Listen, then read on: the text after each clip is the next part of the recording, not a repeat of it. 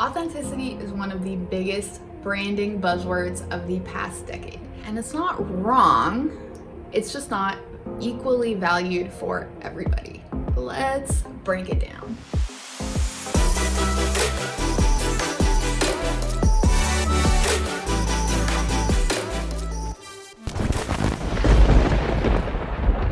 What up, y'all? I'm Liz Marie. I am a brand strategist, and I work with women and BIPOC entrepreneurs to overcome brand chaos, level up their brands, and build generational wealth. And activism or anti-racism, equality, these are huge fundamental values of my brand, and that's what we're going to talk about today. So if you've seen any of my other videos, you know that if there's one thing I'm going to do, it's going to be encourage you to be your fucking self in your business. I'm all about being yourself unapologetically, being who you are, sharing your real personality in your business. And this is really powerful. I'm not the only one talking about authenticity. So here's why it matters. From a business standpoint, people have more options than ever before in the history of the world. You can get anything you want, and you have thousands, if not millions of options right at your fingertips, like on your phone at any given time. That's a lot of power for a consumer. You have choice. You can be selective. You can say, I want to go with this brand because of this. I want to go with this brand because they stand out. So when you have a very empowered consumer, your brand is held to a much higher standard. They have higher expectations of you. And today, more than ever, people expect brands to have a point of view, to have values, to stand for something, to have a personality. It's not enough to just have a slightly better product or have a slightly different product or to have an influencer just shilling your shit. Like, you have to stand out in some other way. So personality is one of the biggest differentiators that there is. You can have the same product, the same prices, the same everything, but if your personality resonates more deeply and is unique and different, you can stand out and build a strong business based on that alone. It is what makes your brand so special. It is a huge opportunity, and I will never stop believing this. I will never stop telling you to be yourself in your business.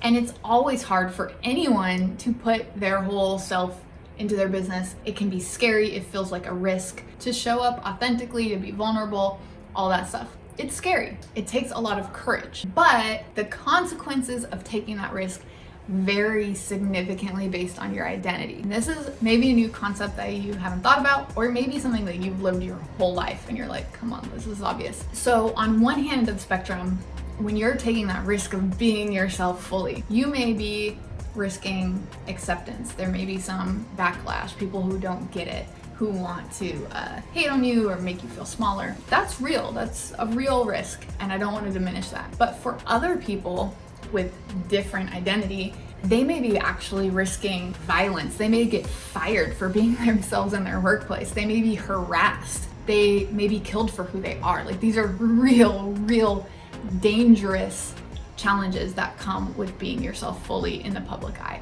because authenticity is a privilege, and a privilege that is afforded inequitably across race, gender, sexual orientation, immigrant status, first language, like all of these different parts of your identity. Generally speaking, women are held to a higher standard. BIPOC are held to a higher standard than white people. Immigrants are held to a higher standard than native born Americans. Trans people are held to a higher standard than cisgender people. That is the nature of our fucked up system. So for example, as a white woman, my self-expression is probably going to be far more socially acceptable than the same self-expression by a black woman. I have that privilege that they don't have. I get the benefit of the doubt. When someone doesn't approve of what I do, it's not used to discredit my entire race. The systems of sexism and racism and xenophobia and homophobia and transphobia and all of this hatred and violence that's inherent in our system means that authenticity is a privilege that is not afforded to everyone in the same way. There are people who have to conform on some level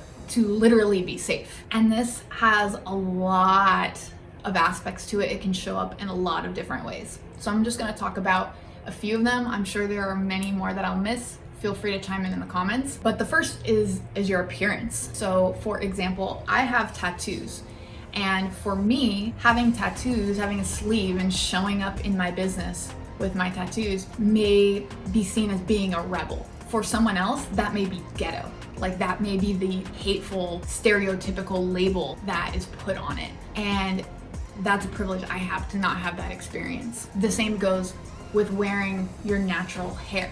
So for a lot of people of color with more kinky, coily hair textures, they're literally not allowed to wear their natural hair in a professional setting because it is deemed unprofessional. They can be discriminated against for their hair. It wasn't until the Crown Act in California that became outlawed, but that is not the case everywhere in the country. There are millions of people who still can't literally be themselves in terms of their physical appearance because it's considered unprofessional, and that's bullshit. But it's also the reality of this society that we're in right now. The same can be applied to how you dress, these rules of what professional is. And this applies a lot to people who are gender non-conforming in their dress. And if I don't say that correctly, just please let me know. But if you are non-binary and you want to wear what is stereotypically feminine, or if you identify as a man and you want to wear a skirt and just because you want to, that's not necessarily considered socially acceptable. There can be actual consequences to that in your workplace, in your business.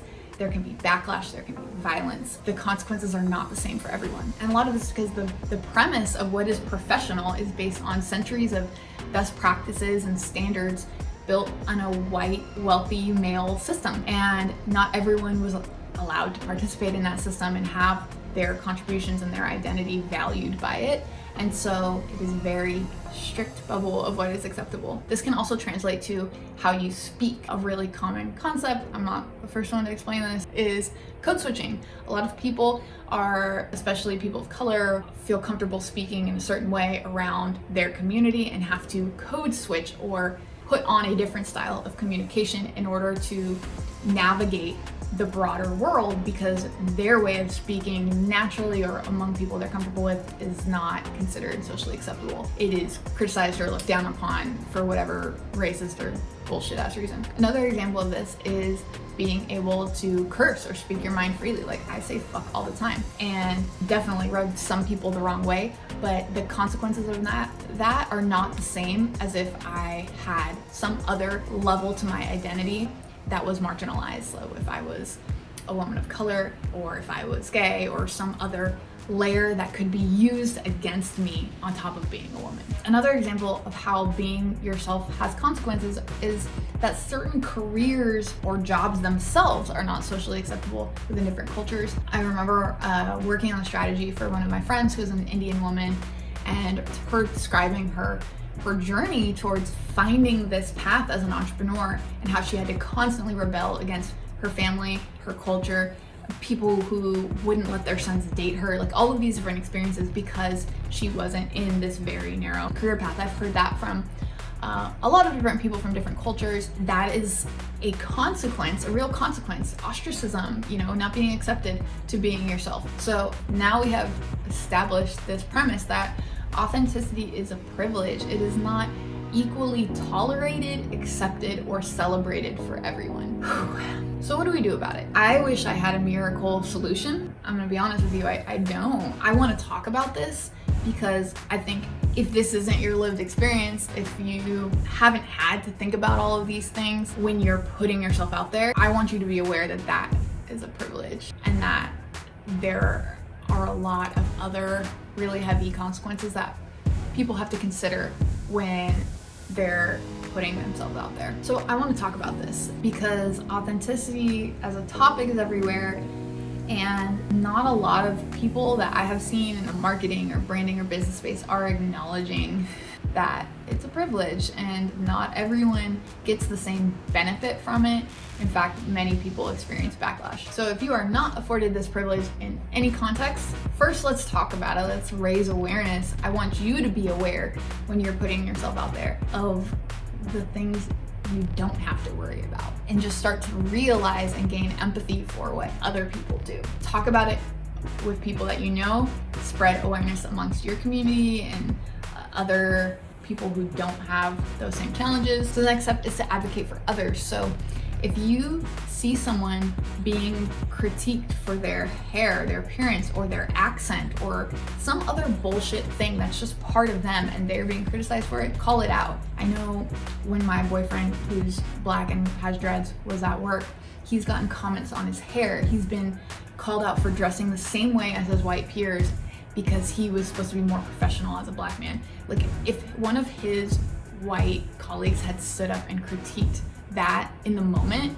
it would have been a real game changer in the situation and helped advocate for him where he was in a position of kind of being shit on by someone else. So when you have that privilege, you can use your position of power to advocate and speak up for the people that are being criticized, and just continue to fight back against these systems of oppression in all that we do. I know that's like a broad term, but there's a lot to it, and it starts with being aware, learning, and supporting the other people around us.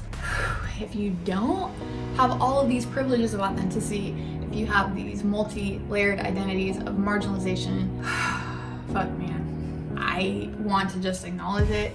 I know that I will never understand your experience, and when I say be yourself, I still mean it, but I also see how much harder it is for you, and I see that there may be times when you have to qualify the spaces in which, or the peoples with whom you can be yourself fully, and that's okay. If you have to do that in a different way, if you have to do authenticity differently to be safe and to not be in harm's way or be at risk, then do you.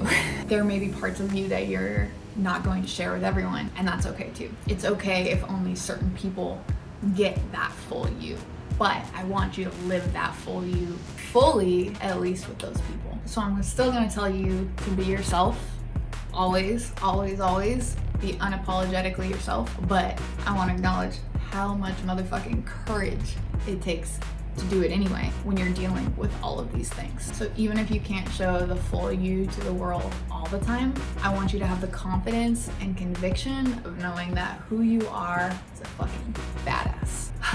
I will continue to try to use my small but growing platform to talk about things like this, to raise any awareness I can, to advocate for change, and as always, let me know if there's something I missed the mark on, if there's something you want me to do differently, or if you just want to share your opinion or your experience dealing with issues like these, because I know it's not easy and I'd love to hear from you. Until next time, stay badass. All right, y'all, if you like this video, don't forget to like, comment, subscribe, all that good stuff down there, and check me out at LizMarieStrategy or LizMarieStrategy.com.